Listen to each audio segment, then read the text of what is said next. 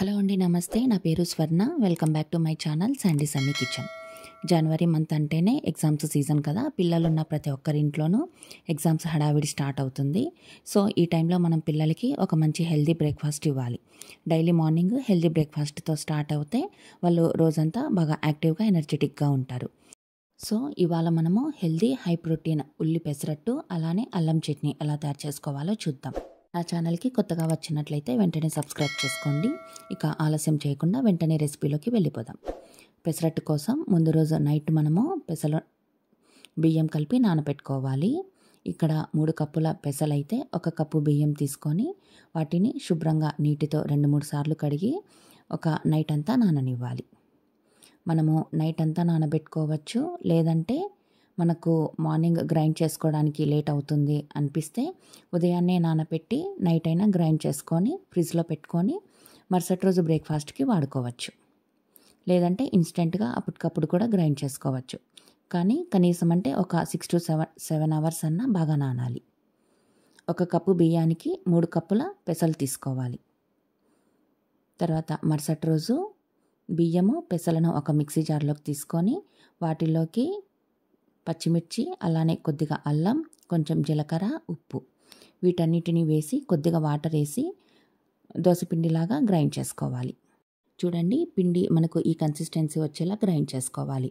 ఇది ఫర్మెంట్ అవ్వాల్సిన అవసరం లేదు. కాబట్టి మీరు ఒకవేళ నైట్ కనుక గ్రైండ్ చేసుకుంటే ఖచ్చితంగా ఫ్రిడ్జ్లో ఉంచుకొని మరుసటి రోజు బ్రేక్ఫాస్ట్కి యూస్ చేసుకోవచ్చు. కానీ బయట మాత్రం ఉంచకండి. ఇప్పుడు చట్నీ ఎలా ప్రిపేర్ చేసుకోవాలో చూద్దాం. అల్లం చట్నీ కోసం కొద్దిగా ఆయిల్ వేడి చేసుకొని అందులోకి 1 టేబుల్ స్పూన్ ధనియాలు, 1 టేబుల్ స్పూన్ శనగపప్పు, 1 టేబుల్ స్పూన్ ఉద్దిపప్పు, కొద్దిగా అల్లం ముక్కలు, అలానే ఒక 10 దాకా ఎండుమిర్చి వీటిని వేయించుకోవాలి. మంటని లో ఫ్లేమ్లో ఉంచుకొని దోరగా వేయించుకోవాలి. పప్పులు అలానే కొద్దిగా అల్లం ముక్కలు అవి కొద్దిగా వేగాక ఇందులోకి చిన్నగా కట్ చేసుకున్న టమోటా ముక్కలు కూడా వేసి వేయించుకోవాలి. టమోటా ముక్కలు అలానే అల్లం ముక్కలు కొద్దిగా సాఫ్ట్ అవ్వాలి. కాబట్టి మూత పెట్టి ఒక 5 నిమిషాల పాటు మంటని సిమ్లో ఉంచి మగ్గించుకోవాలి. చూడండి, ఇలా టమోటా ముక్కలు బాగా మగ్గిపోవాలి. అలానే అల్లం ముక్కలు కూడా కొద్దిగా సాఫ్ట్ అయితే మనకి చట్నీ టేస్ట్ బాగుంటుంది. ఇప్పుడు స్టవ్ ఆఫ్ చేసుకొని ఈ మిశ్రమాన్ని పూర్తిగా చల్లారనివ్వాలి. ఇది వేడిగా ఉన్నప్పుడే ఇందులోకి కొద్దిగా చింతపండు కడిగి వేసుకుంటే ఆ వేడికి చింతపండు కూడా సాఫ్ట్ అవుతుంది. మనము టమోటా ముక్కలు వేసుకున్నా కూడా చింతపండు కూడా కొద్దిగా వేసుకుంటేనే టేస్ట్ బాగుంటుంది. ఇది పూర్తిగా చల్లారాక ఒక మిక్సీ జార్లోకి తీసుకొని ఇందులోకి కొద్దిగా బెల్లం అలానే టేస్ట్కి తగ్గట్టుగా సాల్ట్ వేసుకొని కొద్దిగా వాటర్ యాడ్ చేసుకొని గ్రైండ్ చేసుకోవాలి.